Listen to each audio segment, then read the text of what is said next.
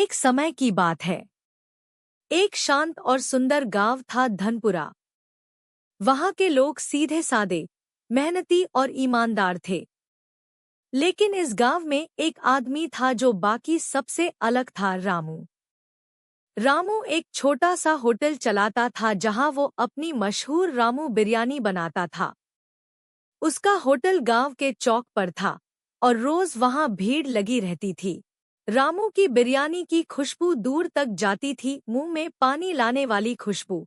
लेकिन इस बिरयानी में कुछ तो खास था और धीरे धीरे वो खासियत रहस्य बन गई। रामू की बिरयानी में ऐसा स्वाद था कि एक बार जिसने खाई वो बार बार आता। गांव में मंगलू हलवाई समोसे और जलेबी बेचता था, लेकिन उसके यहाँ अब कोई नहीं आता। सब रामू की बिरयानी के दीवाने हो चुके थे। सीता, गीता और राधा रोज दोपहर में बिरयानी खाने आतीं और कहती, रामू भैया, आज तो और भी लजीज बनी है। मज़ा ही आ गया आज तो बिरयानी खाकर। बस दुआ करो बच्चों, ऐसे ही चलता रहे और मेरी बिरयानी लोगों को यूं ही आकर्षित करती रहे। पर क्या सच में ये दुआओं से चल रहा था या कुछ और? क्योंकि किसी को नहीं पता था कि रामू बिरयानी बनाने के लिए कौन सी सामग्री और पदार्थ बिरयानी में मिलाता था। रामू का भाई शामू एकदम ईमानदार और सज्जन व्यक्ति था। वो साफ-सफाई का और बर्तन धोने का ध्यान रखता था, लेकिन एक दिन उसे कुछ अजीब बात नजर आई। रामू रात को देर से आता। उसके पास हर रोज एक अजीबो-गरीब सा पदार्थ हाथ में होता जो शामू ने पहले कभी नहीं देखा था। भैया, ये क्या है? शामू ने पूछा। कुछ नहीं, यह बस एक आयुर्वेदिक औषधि है, जो के कश्मीर से आया है। और तू बस अपने बर्तन धोने तक काम रख, बड़ा आया पूछने वाला, रामू ने जवाब दिया। लेकिन शामू को शक हो गया। वह सोचने लगा, इतनी बढ़िया बिरयानी और गांव में किसी को भी इन मसालों की ना तो खबर है और यहाँ तक की पहचान भी नहीं। यह बात अंदर ही अंदर शामू को खाई जा रही थी। उधर मंगलू बिरयानी से परेशान हो चुका था। उसकी मिठाइयाँ बिकना बंद हो गई थी। उसने तय किया कि वह रामू की बिरयानी का राज पता करेगा। एक रात वह चुपचाप रामू के होटल के पास गया। उसने देखा रामू पीछे के जंगल की ओर कुछ भारी चीज उठाकर जा रहा है। मंगलू चुपचाप पीछे पीछे गया। वहां रामू एक पुराने कुएं के पास रुका। उसने एक थैला खोला और नशीली वस्तु जैसा कुछ निकाला। मंगलू डर के मारे कांप गया, लेकिन वह कुछ देख नहीं पाया। गांव में एक दिन एक नई गाड़ी पर एक आदमी आया, चमकदार चश्मा, कोट और हाथ में नोटबुक। मैं हूँ प्यारे लाल, राज्य खाद्य विभाग से आया हूँ। सुना है यहाँ कोई बिरयानी वाला कुछ गड़बड़ कर रहा है। हरिया काका बोले, भैया, इस रामू की बिरयानी में तो जरूर जादू है।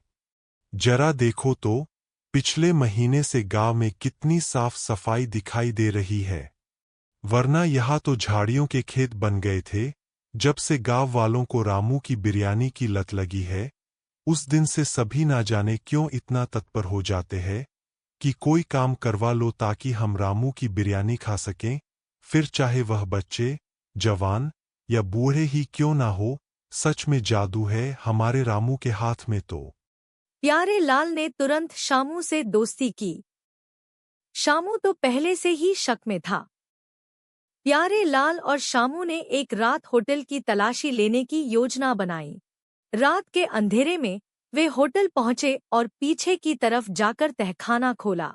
जो देखा वह होश उड़ा देने वाला था। एक बड़ा फ्रिज जिसमें अजीब किस्म की सामग्री और पदार्थ रखे हुए थे। साथ ही कई बोतलें जिनमें कुछ रासायनिक तरल था। प्यारे लाल देखते को यह बहुत असहज लगा। उसने तुरंत उसमें से कुछ सामग्री और पदार्थ नमूने के तौर पर एक थैले में जांच के लिए रख लिए। ये कोई साधारण सामग्री या पदार्थ नहीं। लगता है ये तो एक नशीली और जानलेवा औषधि है, प्यारे लाल बोला। शामू के पैरों तले जमीन खिसक गई। भैया ये कैसे कर सकते हैं? अगली सुबह गांव में पुलिस आई। रामू होटल पर बिरयानी बना रहा था। अचानक प्यारे लाल के साथ पुलिस होटल पर आई और प्यारे लाल बोला, बहुत खिलवाड़ कर लिया तूने भोले भाले गांव वालों की सेहत के साथ। चल अब हमारे हाथ की बिरयानी चख कर देखना। इंस्पेक्टर साहब बोले, रामू, आपको हत्या और गैरकानूनी नशीली सामग्री और पदार्थ के व्यापार के तहत गिरफ्तार किया जाता है। रामू कांप उठा, मैंने क्या किया? सब झूठ है। लेकिन जब तहखाने से सबूत निकले तो सब समझ गए।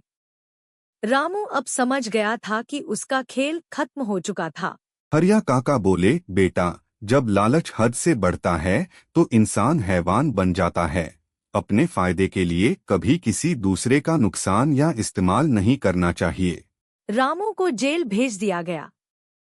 रामू को अब अपने लालच और बेईमानी की सजा मिल गई थी। गांव ने एक सभा बुलाई। मंगलू फिर से अपने समोसे और जलेबी के ठेले पर लौट आया।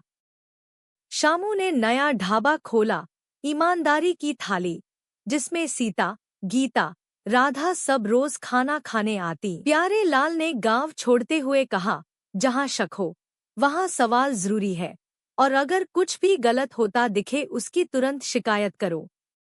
लालच जब हद से बढ़ जाए तो इंसान का ज़मीर मर जाता है। रामू की बिरयानी में स्वाद था, लेकिन वह स्वाद ज़मीर की कीमत पर था। बिरयानी तो अब भी बनती है, लेकिन अब उसमें लालच नहीं, मेहनत और ईमानदारी की खुशबू है। अगर आपको हमारी यह कहानी अच्छी लगी और आपको कुछ सीखने को मिला, तो कृपया हमारे चैनल को सब्सक्राइब करें।